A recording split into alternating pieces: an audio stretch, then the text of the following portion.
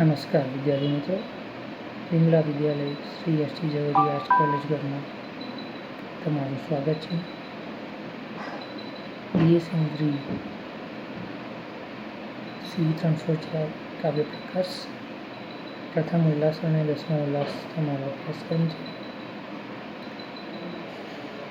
તો વિદ્યાર્થી મિત્રો, આપણે કાવ્ય પ્રકાશના ઉલ્લાસમાં તેના રેફરન્સો વિશે ચર્ચા કરી રહ્યા હતા.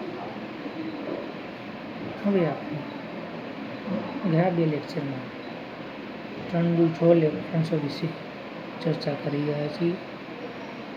આજે પણ આપણે આગળના રેફરન્સો વિશે ચર્ચા કરીશું.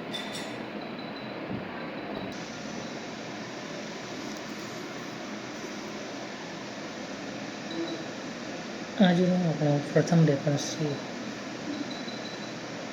ઇદમુત્તમ મતિશયની વ્યંગ્યમ વાચ્યાદ ધ્વનિબુદ્ધૈ કથિતમ.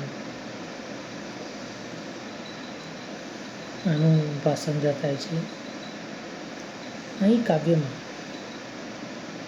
જ્યારે વ્યંગ્યાત વાચ્યાત કરતા ચડિયાતો હોય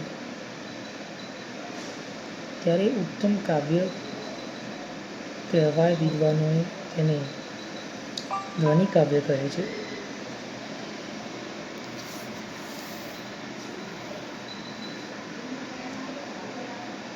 આચાર્ય મમ્મટ કાવ્ય પ્રકાશના પ્રથમ ઉલ્લાસમાં કાવ્યના ભેદોની ચર્ચા કરે છે.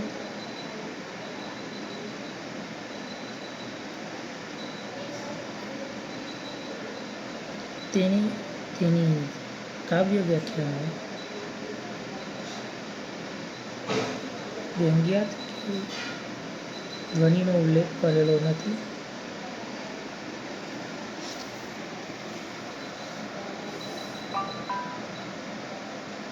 પરંતુ કાવ્ય ભેદોની ચર્ચા કરતી વખતે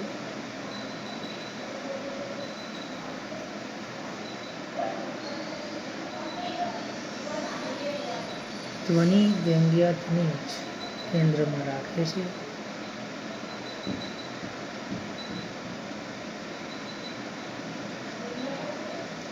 કાવ્યમાં આવતા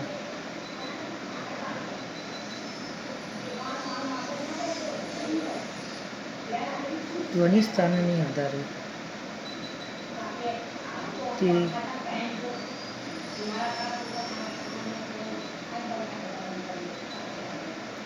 કાવ્યના મુખ્ય 3 પ્રકારો આપે છે.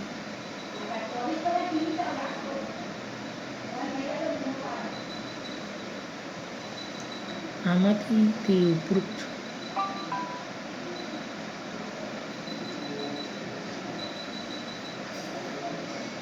શબ્દોમાં ઉત્તમ કાવ્યની ચર્ચા કરી છે.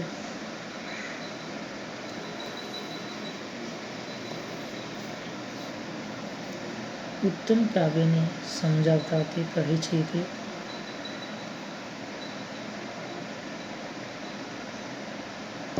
જ્યારે વાચ્યાત કરતા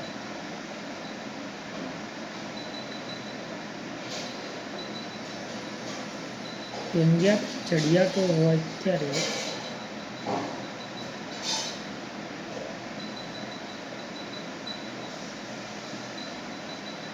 તે ઉત્તમ કાવ્ય કહેવાય છે. વિદ્વાનો તેને ધ્વનિ કાવ્ય કહે છે.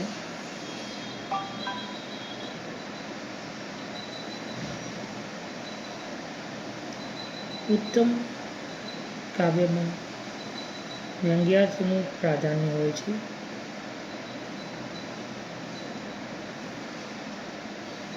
આ જ વ્યંગ્યાર્થને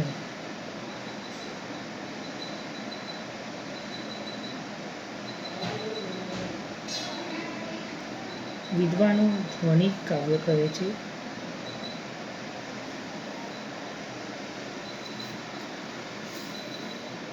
સામાન્ય રીતે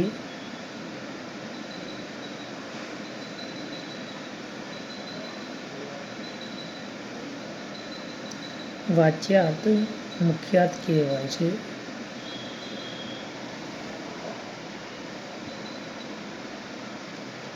આમ છતાં કવિનો ઉપદેશ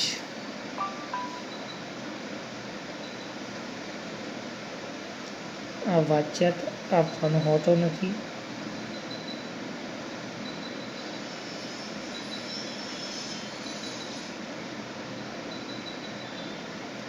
કારણ કે એનાથી કાવ્યમાં કોઈ નવીનતા કે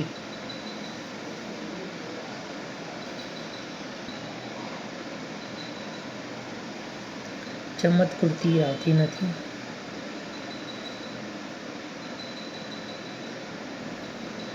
એટલે કવિ વ્યંગ્ય દ્વારા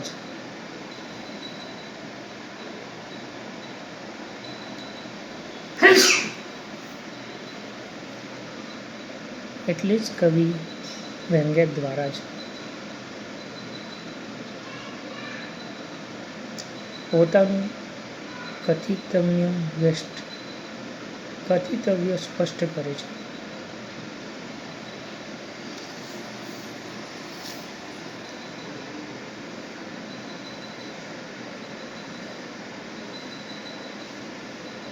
આવા વ્યંગ્ય પ્રધાન કાવ્યને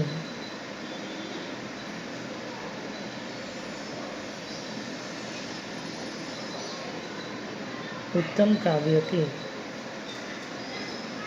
ધ્વનિ કાવ્ય કહે છે. જેમ કે નિશેષુત્તમ એ શ્લોકમાં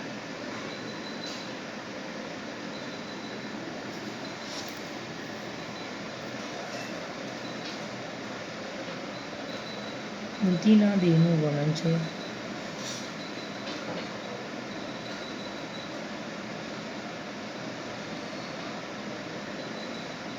નાયિકા પોતાની દાસીને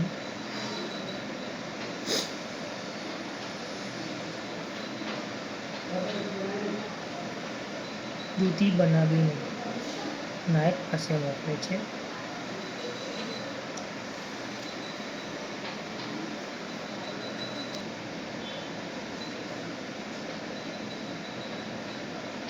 નાયકને સમજાવીને પાછો લાવવાને બદલે તે તેનાથી સાથે રતિક્રીડા કરીને પાછી ફરે છે.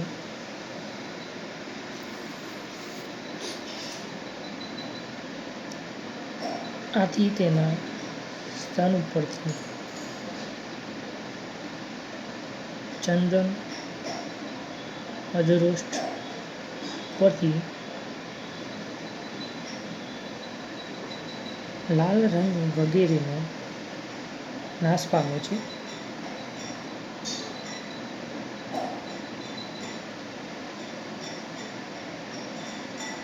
તેનું શરીર રોમાંચિત થયેલું છે.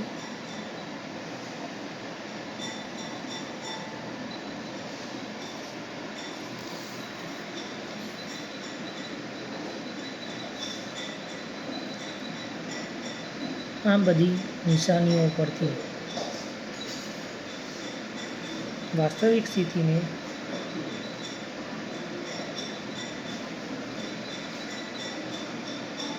પામી જનાર નાયિકા યુવતીને ઠપકો આપતા શ્લોકમાં અંતિમ ચરણમાં કહે છે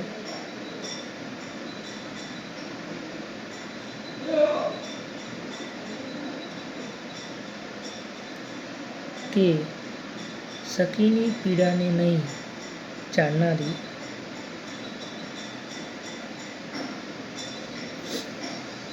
અને અસત્ય બોલનારી યુવતી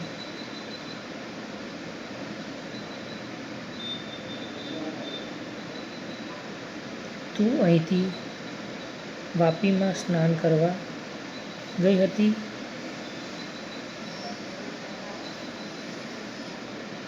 નહીં કે તે અધમની પાસે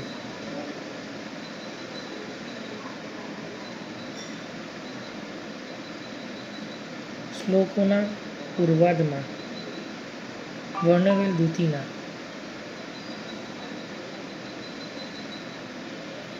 શરીર ઉપરના ચિહ્નોનું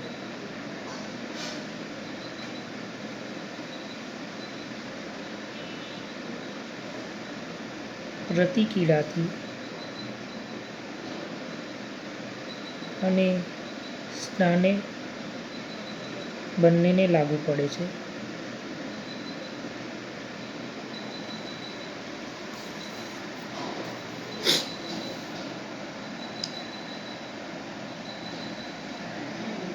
પરંતુ નાયિકા પોતાના પતિને અધમ તરીકે સંબોધે છે. એને આધારે આ શ્લોકમાંથી વ્યંગ્યાર્થ નીકળે છે કે તે તેની પાસે પ્રતિક્રિયા કરવા ગઈ હતી. આમાં અહીં આવતા વાતચીત કરતા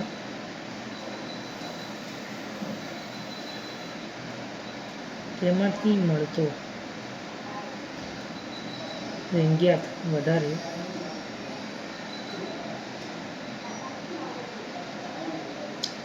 રમણીય હોવાને કારણે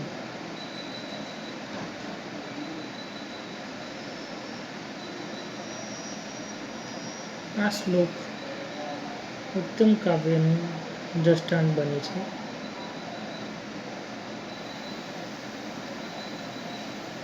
આમ ઉપરોક્ત શબ્દોમાં મમ્મટે ઉત્તમ કાવ્ય અને ધ્વનિ કાવ્યની ચર્ચા કરે છે.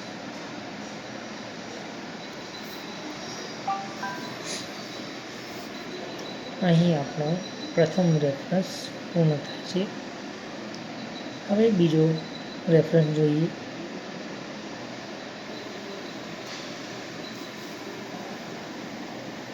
બુદ્ધો વૈયાકરણે પ્રધાનભૂતસ્ફુટં રૂપવ્યંગ્યસ્ય શબ્દસ્ય ધનિરીતિ વ્યવહારકૃતઃ તત્સન્માનાનુસારી વીર્યેણપિંગલાદ ગાવિતચાવાङ्ग्यात् વ્યંજનમ સમસ્ય શબ્દાર્થયુગલસ્ય.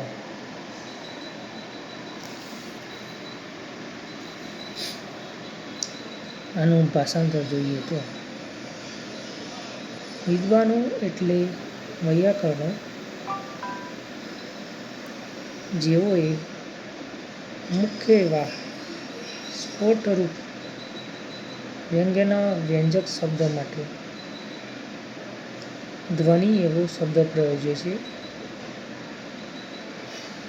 તેથી તેઓના મતને અનુસરનારા અન્ય અલંકારિકોએ પણ વાચ્યને ગૌણ કરનાર વ્યંગ્યનું સૂચન કરવા સમર્થ એવા શબ્દ અને અર્થના યુગલ માટે ધ્વનિ શબ્દ પ્રયોજ્યો છે.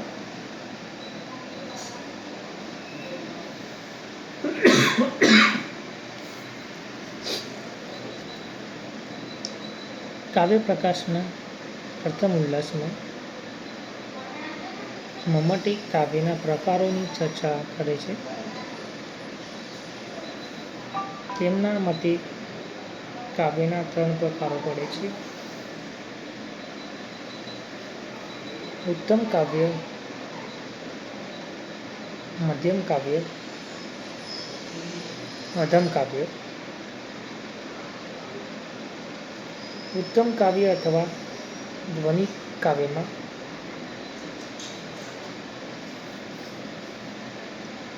વાચ્યાર્થ કરતા વ્યંગ્યાર્થ ચડિયાતો હોય છે.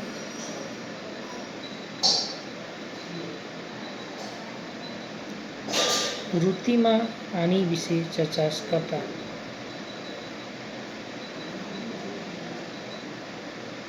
તે વૈયાકરણોના સ્ફોટવાદનો ઉલ્લેખ કરે છે.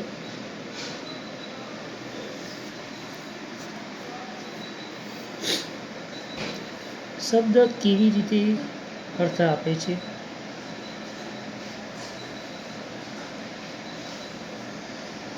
એ બાબતમાં નૈયાયિકો અને વૈયાકરણો વચ્ચે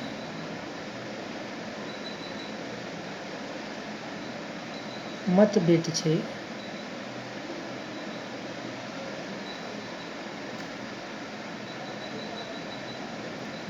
વૈયાકરણીઓ ભાષામાં પ્રયોજાતા તમામ શબ્દોને ધ્વનિ તરીકે ઓળખાવે છે.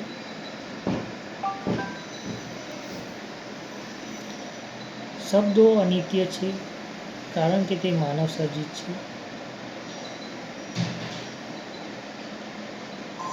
શબ્દોને કેટલાક ઈશ્વરદત્ત પણ માને છે.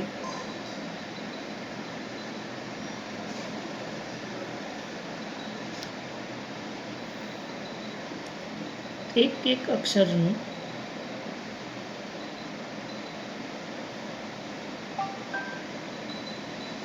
ઉચ્ચારણ કરવા છતાં પૂરો શબ્દ અથવા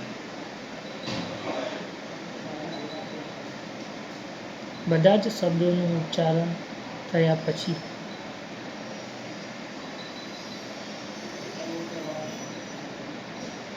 તેમાંથી વાક્યાર્થ કેવી રીતે નિષ્પન્ન થાય છે એ અંગે શાસ્ત્રોમાં મતભેદો જ પ્રવર્તે છે.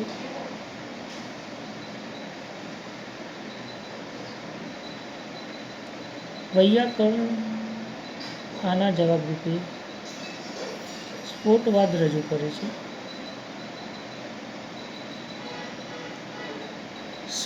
સ્ફુટિત અર્થમ યસ્માત સસ્ફુટઃ, જેમાંથી અર્થની પ્રાપ્તિ થાય છે તે સ્ફોટ.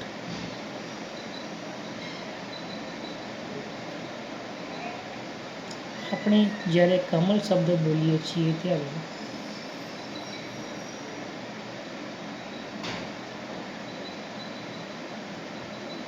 આપણા ચિત્તમાં કમળ નામના પુષ્પનો ખ્યાલ કેવી રીતે આવે છે?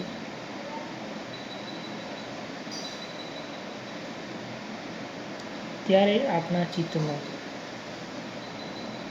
વૈયાકરણના મતે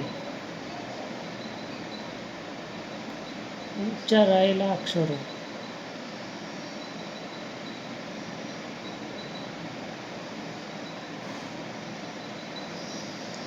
અર્થ આપી શકે નહીં.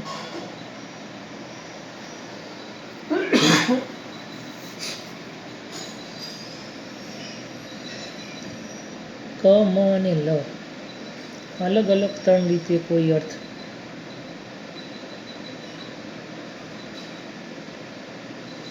આપી શકતા નથી.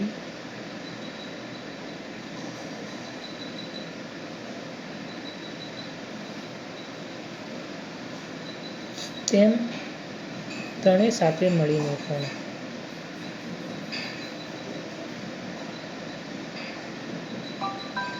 કોઈ પણ અર્થ આપી શકતા નથી.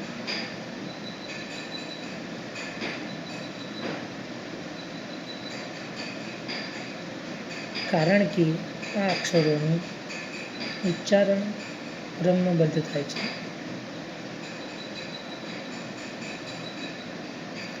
એટલે લનું ઉચ્ચારણ થતાં સુધીમાં ક અને મનો લોપ થઈ જાય છે. ત્રણેયનું એક સાથે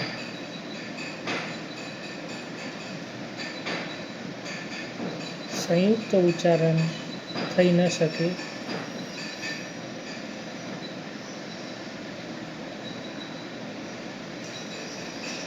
વર્ણનો અલોપજીવી થઈ જાય છે.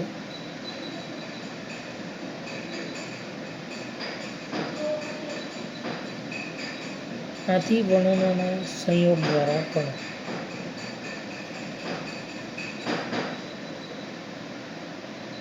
અર્થ પ્રાપ્તિ ન થાય.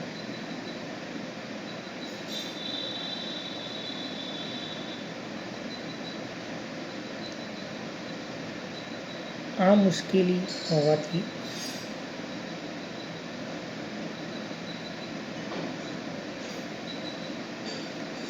વૈયાકરણોએ શબ્દના બે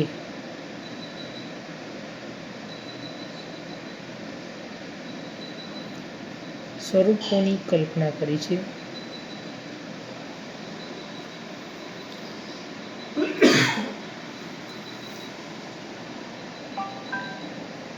એક બાહ્ય અને બીજું આંતરિક.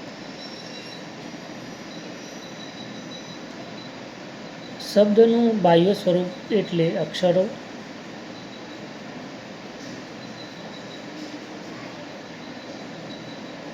જેમ કે કમલમાં ક, મ અને લ આ અક્ષરો અને શબ્દ અનિત્ય છે.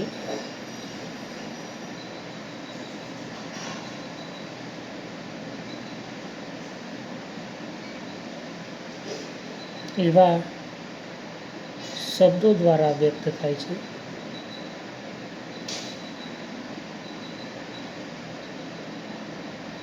આના ક, મ અને લ ના અક્ષરો અને શબ્દ અનિત્ય છે, પરંતુ તેનું આંતરિક સ્વરૂપ નિત્ય છે.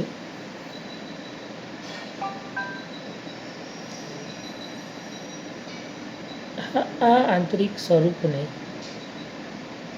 તેઓ સ્ફોટ કહે છે.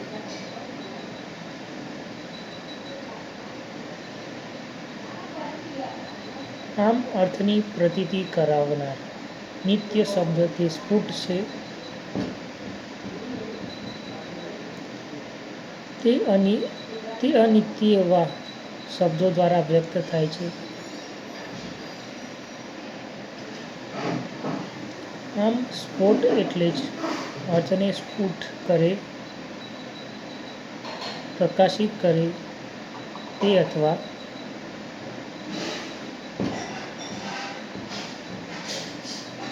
જેના વડે અર્થ પ્રકાશિત થાય તે. આ સ્ફોટ જ મુખ્ય છે અને તે અલગ અલગ રહેલા અક્ષરોને સંયુક્ત રીતે ક્રમ અનુસાર હાજર કરીને તેના જે તે અર્થ આપે છે.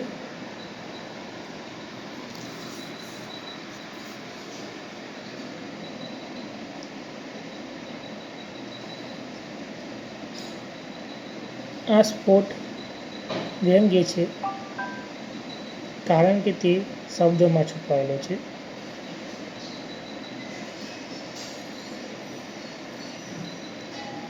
આ સ્ફોટમાં મુખ્ય છે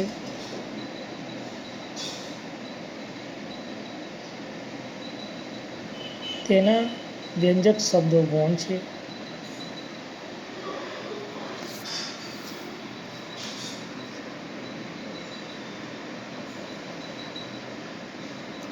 આ સ્ફોટ રૂપે જે વ્યંગ્ય તેના વ્યંજક શબ્દ માટે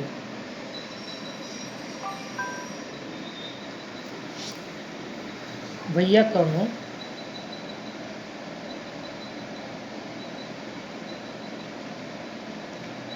ધ્વનિ શબ્દોનો પ્રયોગ કરે છે.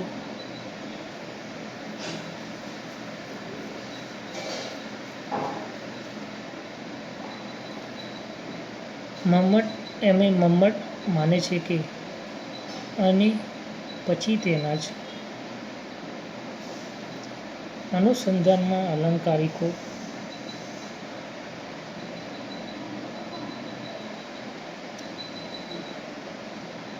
આ ધ્વનિ શબ્દોનો પ્રયોગ શેના માટે કરે છે?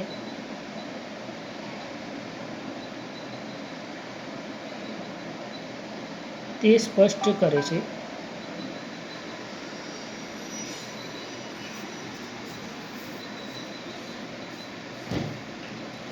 તે જણાવે છે કે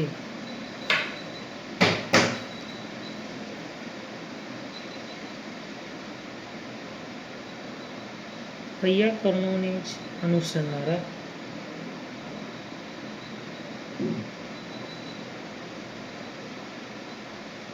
અલંકારિકોએ વાચ્યાતને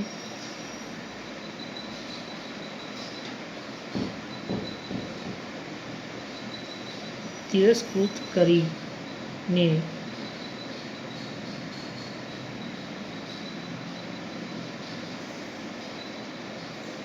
વ્યંગ્યાર્થનું સૂચન કરવામાં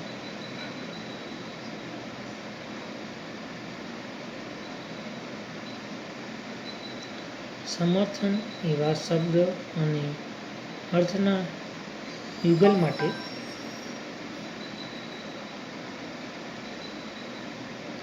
સાહિત્યશાસ્ત્રીઓએ ધ્વનિ શબ્દ પ્રયોગ કર્યો છે.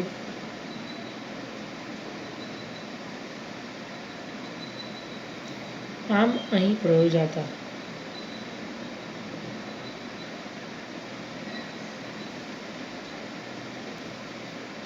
ધ્વનિ શબ્દોનો એક વિશેષ અર્થ રહેલો છે.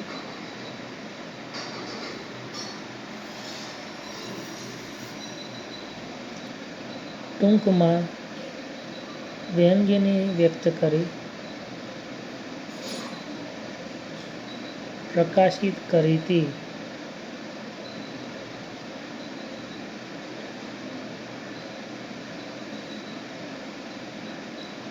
ધ્વનિ અથવા જેના વડે વ્યંગ્ય પ્રકાશિત થાય તે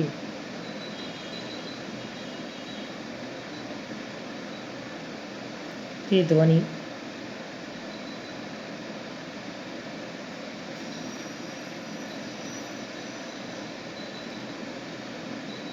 મમ્મટે આ વાતને નોંધતા વૃત્તિમાં જણાવે છે કે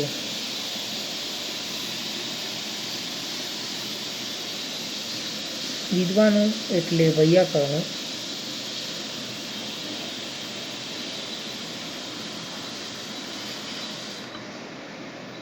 જેઓએ મુખ્ય એવા સ્ફોટરૂપ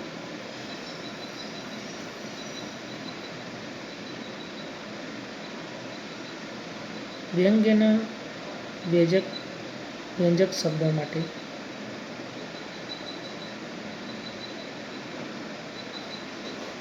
ધ્વનિ એવો શબ્દ પ્રયોજ્યો છે.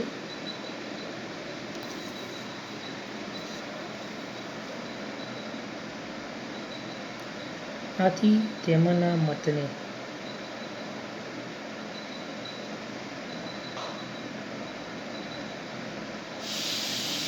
અનુસરનારા અન્ય અલંકારિકોએ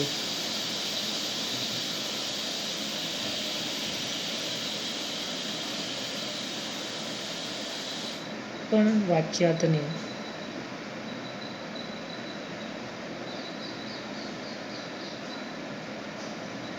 ગૌણ કરનાર વ્યંગ્યનું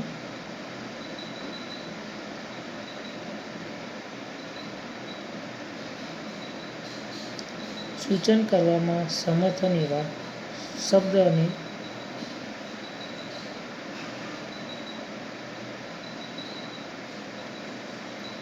અર્થના યુગલ માટે ધ્વનિ શબ્દ પ્રયોજ્યો છે.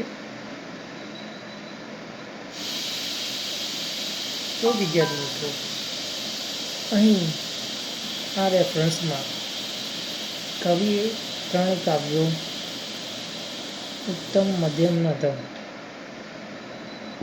તેની ચર્ચા કરી છે અને તેમાં સ્ફોટવાદનું વૈયાકરણો અને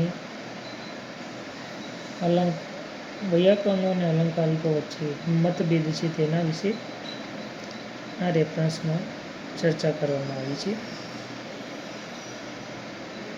અનુસરનારા અલંકારિકો વિશે અહીં અનુસારના વાચ્યાતને ગૌણ કરનાર વ્યંગ્ય સૂચન કરવા અહીં વર્ણન કરેલું છે. તો વિદ્યાર્થી મિત્રો, અહીંયા આપણું લેક્ચર પૂર્ણ થાય છે. જય હિન્દ, જય ભારત, અસ્તુ.